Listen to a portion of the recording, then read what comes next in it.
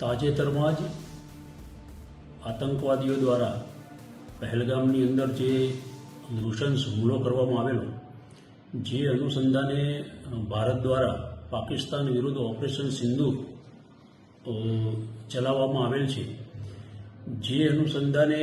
ભારતીય સેનાએ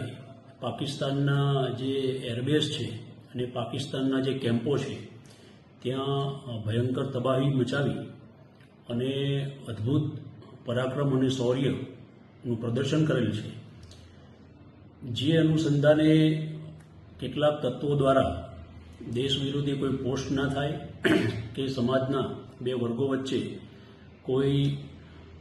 મંદુક ન થાય, તે અનુસંધાને સોશિયલ મીડિયા ઉપર પોલીસ દ્વારા વોચ રાખવામાં આવી રહેલ છે. પરમ દિવસે જે આરોપી છે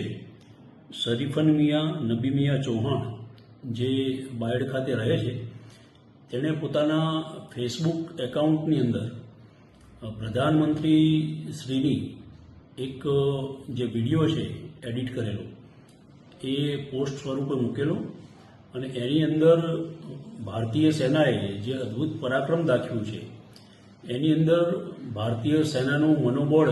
નબળું પડે, આ ઉપરાંત ભારતના જે નાગરિકો છે એમાં ભય અને ગભરાટ પેદા થાય એવી ઈચ્છા શક્તિથી અને મલિન ઈરાદાથી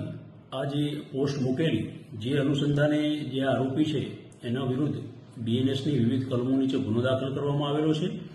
અને આરોપીની તાત્કાલિક ધરપકડ કરવામાં આવેલી છે. આરોપીનો જે મોબાઈલ છે